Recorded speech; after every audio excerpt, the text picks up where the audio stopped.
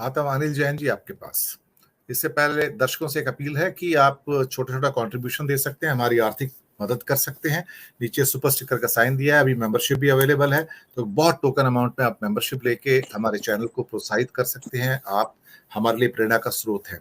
हमारे कुछ दर्शकों ने लिखा है कि इस निर्बल से लड़ाई बलवान में वो भी दिए हैं, तो डेफिनेटली असली दिए तो आप हैं, क्योंकि फैसला तो आप करेंगे, आप मतदाता बनेंगे, हम सब मतदाता बनेंगे।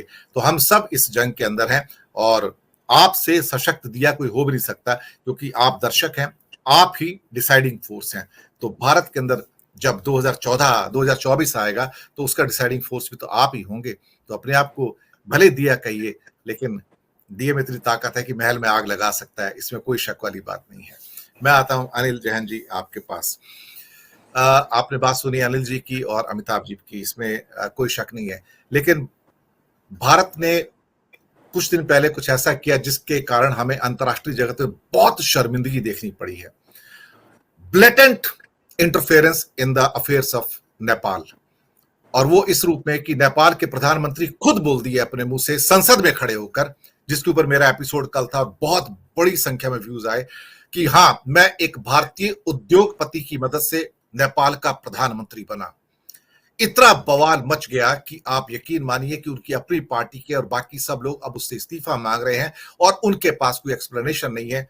There might be possibility under compulsion he may be removed. और नेपाल के लोग इतने गुस्से में है कि आज भारत के अंदर ब्लेटेंट इस ताकत का यूज किया जा रहा है, वो अपने उद्योगपतियों का यूज कर रहा है नेपाल को डिस्टेबलाइज करने के लिए।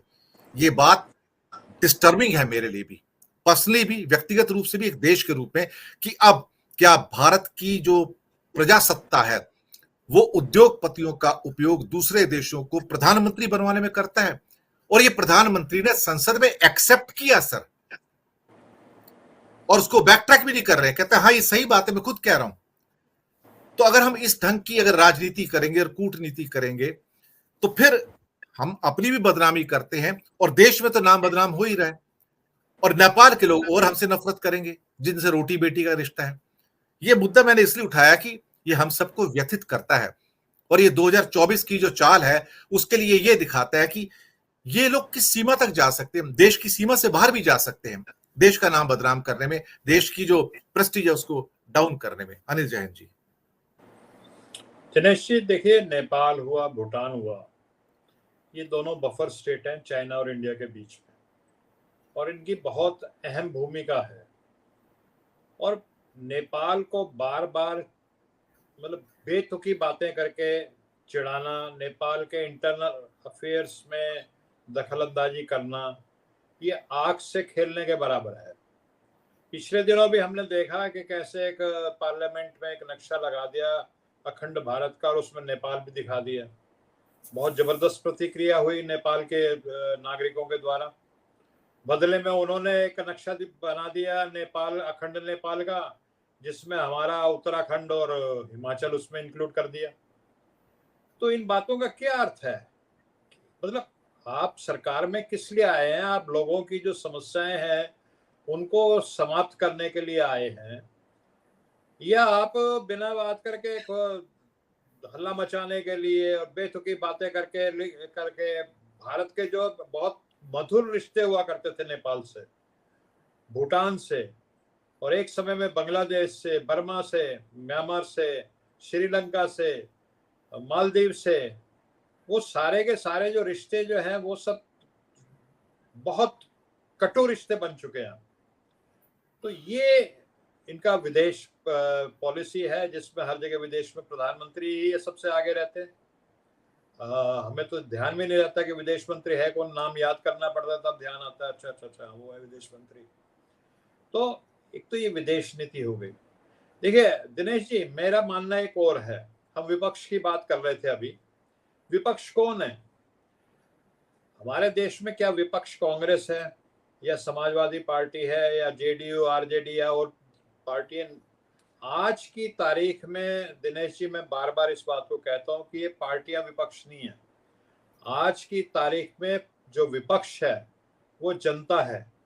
वो जिन दियों का जिक्र अभी आपने किया, जो ये कार्यक्रम देख रहे हैं, वो है असली विपक्ष। वो लड़ रहा है, विपक्ष के नेता तो बहुत सारे ऐसे हैं जो घर में बैठे हुए हैं, लेकिन ये जो जनता है वो बाजार में जाकर के शोर मचाती है, वो कहीं सुबह मॉर्निंग वॉक करते हुए पार्क में जाकर के लड़ रही है। इनको क्या लेना, इनको ना एमएलए बनना है, ना एमपी बनना है, कल को सत्ता बनेगी ना इनको मंत्री बनना है। लेकिन आज विपक्ष जो है बीजेपी का, मोदी का, वो आम जनता बन रही है, क्योंकि जनता के पेट के ऊपर लात मारी गई है पिछले 10 साल में। महंगाई, बेरोजगारी, और जिस तरह से लोगों के जो धंधे चौपट हो गए ना दिनेश जी, जब से नोटबंदी हुई है, जीएसटी लगी है, एक रेहड़ी वाला, आप ये सरकार की नजर रहती है बड़े बड़े व्यापारियों के ऊपर कि शेयर मार्केट में ये हो गया, अदानी का ऐसा हो गया, अंबानी का हो गया। जो करोड़ों लोग, 40 करोड़ लोग जो धंधा कर रहे हैं, वो कोई रेहड़ी लगा रहा है, कोई पटड़ी पे अपना सामान बेच रहा है, कोई छोटे छोटे दुकान में अपना सामान बेच रहा है, कोई छोटी मोटी मजदूरी कर रहा है, कोई डिलीवरी बॉय बना हुआ है, किसी के घर में पिज्जा पहुंचा रहा है, किसी के घर में कोरियर बन के ले जा रहा है कुछ। ये जो लोग हैं, इनको इनकी तनख्वाहें नहीं बढ़ रही पिछले 10 साल से, लेकिन महंगाई बढ़ रही है। और जो जो छोटे छोटे धंधे करने वाले हैं, उनके धंधे चौपट हो रहे हैं। सब्जी वाला है, वो रो रहा है कि सब्जी तो महंगी है, लेकिन मेरी बिक्री कम हो रही है, और उसकी वजह से मेरा जो मार्जिन है, मैं जितना दिन में कमाता था, मैं उतना नहीं कमा पा रहा। मैं बच्चों को जैसे पहले पाल लेता था, आप जाकर के देखो कभी सब्जी मंडी में, बात करो। अच्छा, कई बार क्या है, वो बात नहीं करेगा कि नहीं जी मोदी जी तो बहुत अच्छे काम कर रहे हैं, लेकिन जब वो अलग होगा, अकेला होगा ना, जब आसपास और कोई ग्राहक नहीं होगा, तो कहेगा क्या करें जी, हमें भी अपना धंधा करना है। डरे हुए लोग हैं आज के टाइम में लोग। तो ये जो डरे हुए लोग हैं, जो परेशान हैं, जिनकी पेट पे लात पड़ी है, जिनका बच्चा नौजवान है, पढ़ा लिखा है, बीटेक कर रखी है, लेकिन बेरोजगार घूम रहा है, या फिर छोटा मोटा ऐसा कहीं सेल्स का काम कर रहा है, कहीं कॉलिंग बॉय बना हुआ है, बीटेक वाली नौकरी नहीं मिली हुई उसको, अंडर एम्प्लॉयड है वो। तो ये लोगों का जो दुख है, वो उस दुख का, जिसको कहते हैं, वो कैसे एक्सप्रेस करे। अब हमारे देश का आदमी तो वो तो है नहीं। जो फ्रांस में हुआ था, वहां के लोग जब भूखे मर रहे थे और वहां महारानी के पास पहुंचे कि महारानी जी हम तो भूखे मर रहे हैं, हमें रोटी नहीं मिल रही, तो महारानी क्या बोली कि अरे तुम तो बड़े बेवकूफ लोग हो, तुम रोटी खानी है तुम्हें क्या, अरे रोटी नहीं मिल रही तो केक खा लो या काजू बादाम से पेट भर लो, ये क्या बात आप कह रहे हो कि रोटी खानी है, रोटी नहीं मिल रही। तो हमारे नेताओं को पता ही नहीं है कि जनता का दुख क्या है, दर्द क्या है, परेशानी क्या है। उनको लगता है कि स्टॉक जो मार्केट है उसमें सेंसेक्स इतना ऊपर चला गया है और भाई अदानी साहब खुश है, अंबानी साहब खुश है, तो जनता खुश है। ऐसा नहीं है।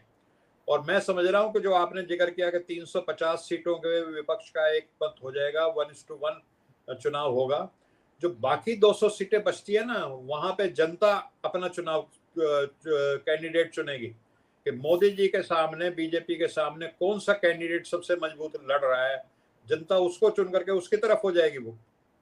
तो आने वाला जो चुनाव है, वो जो जैसे आमतौर पे चुनाव होते रहे हैं, उस तरह का चुनाव दिनेश जी नहीं होने जा रहा है। ये बिल्कुल अलग चुनाव होगा आपकी बार का, और इसमें साम दाम दंड भेद सब चीजों का इस्तेमाल होगा। इसमें जो आर्टिफिशियल इंटेलिजेंस का इस्तेमाल करके, और जो ये व्हाट्सएप यूनिवर्सिटी, फेक न्यूज, इन सब चीजों का भी पूरी तरह से इस्तेमाल करने वाले करेंगे। लेकिन जनता की पेट में आग लगी हुई है, तो जनता आपकी बार इन सब बातों में आने वाली नहीं है दिनेश जी।